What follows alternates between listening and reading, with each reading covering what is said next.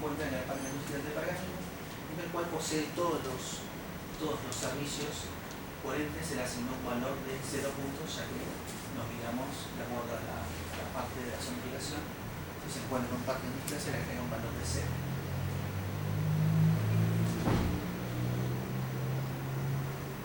Una vez que se analizaron todos los términos de la ecuación polinómica, se hace la sumatoria total y nos da un total de 20 puntos.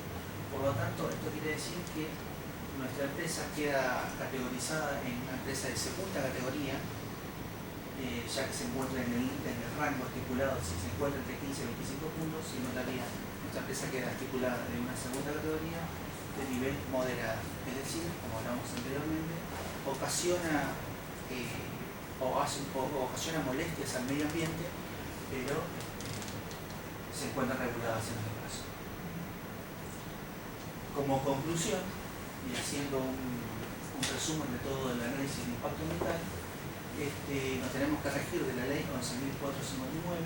¿Para qué? Para exigir el certificado de aptitud ambiental, en el cual se estudiaron los términos como el rubro, efluentes y residuos, riesgos, dimensionamiento y localización, ya que una vez estudiado quedó categorizado nuestra empresa como segunda categoría de nivel moderada, ya que, como dijimos, al ocasionar un leve impacto al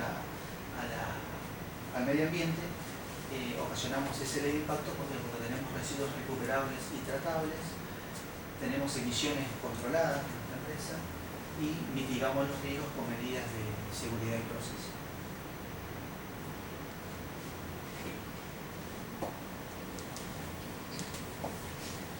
Bueno, en esta etapa voy a explicar el proceso productivo seleccionado y el balance de materia. En este diagrama de bloques se ven las etapas principales del proceso, desde el ingreso de los granos de maíz hasta la obtención de etanol y los subproductos. Voy a explicar por etapas del proceso. La primera etapa del proceso es la preparación de la materia prima, donde primeramente ingresan los granos a una etapa de limpieza, donde mediante zarandas y detectores de metales se eliminan las impurezas que puedan llegar a traer los granos.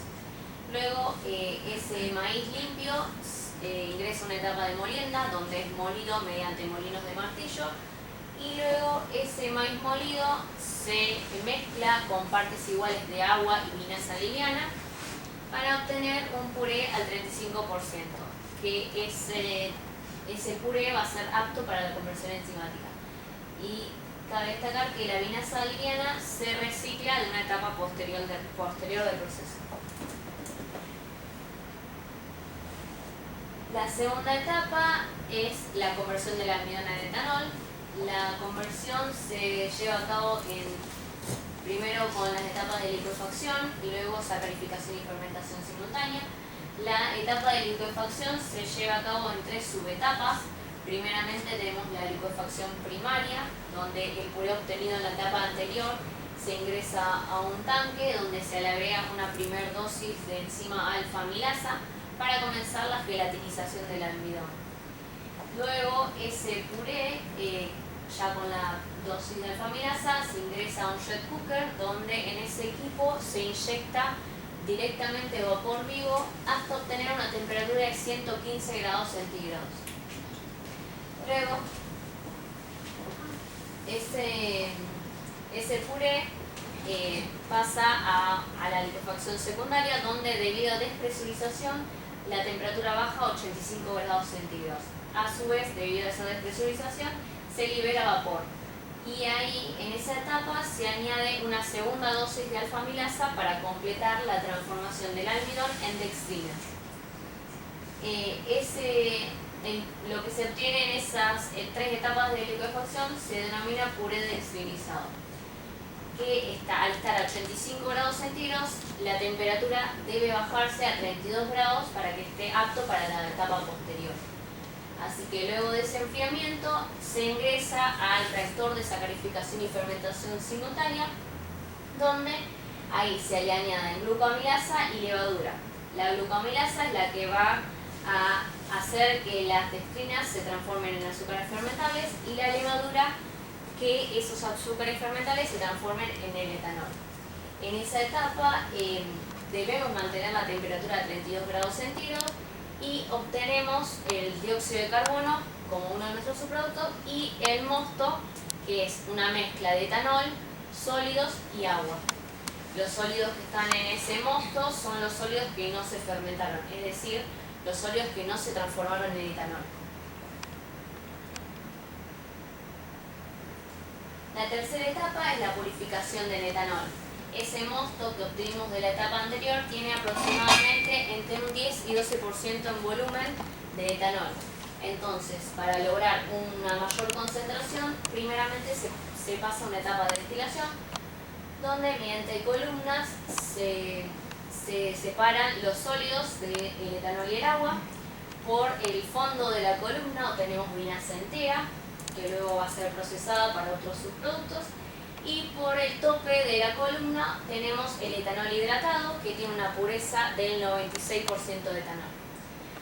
A su vez, ese etanol puede purificarse aún más y se realiza mediante un tratamiento de deshidratación, en el cual, mediante tamices moleculares, el agua excedente queda retenida y obtenemos finalmente nuestro producto principal, que es el etanol anhidro, y tiene un 99,5% de pureza. La última etapa del proceso es el procesamiento de la corriente de vinaza entera. La vinaza entera, primero, como dije, es una mezcla de sólidos, los sólidos que no fermentaron, y agua.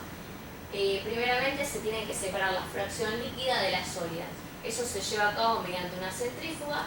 La fracción líquida se denomina vinaza liviana y una parte es la que se recicla en la etapa anterior, que es la preparación del puré, y la otra fracción se concentra mediante evaporadores y se obtiene lo que se le conoce como sirup o jarabe. A su vez, ese sirup se mezcla con la fracción sólida, que es conocida como torta húmeda, y la mezcla de esas dos corrientes nos dan los granos destilados húmedos consolubles. Debido a que tiene un alto contenido de humedad, se lo seca mediante secadores rotatorios y obtenemos finalmente los granos destilados secos consolubles, que es nuestro subproducto, que también es conocido como DDGS o burlanda seca.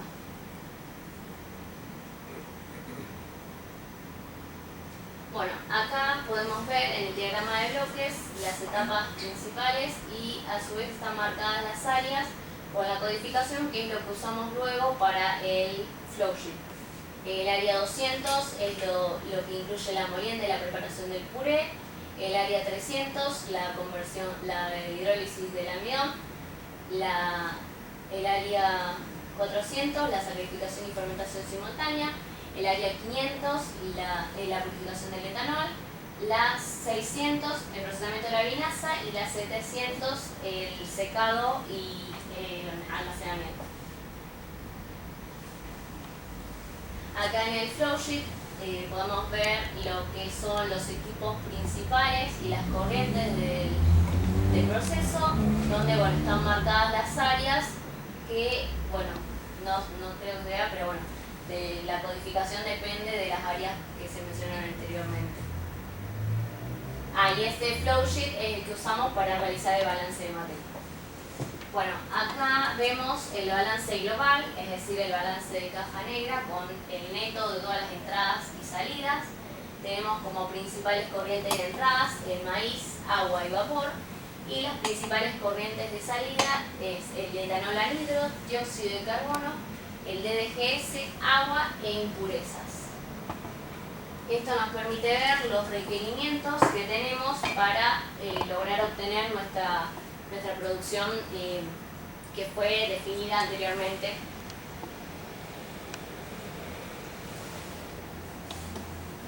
Acá, vemos en esta tabla lo que es el balance de materia completo, donde están definidas todas las corrientes con sus caudales y composiciones. Nosotros, para realizar el balance de materia, tomamos como una capacidad anual de planta de 347.000 metros cúbicos al año, considerando que la planta opera las 24 horas del día, 330 días al año. Esto es lo que después vamos a utilizar para el dimensionamiento de los equipos, en lo que viene en Integración Civil. Bueno, como conclusión de esta etapa de proceso y balance, podemos decir que el proceso es muy eficiente, ya que se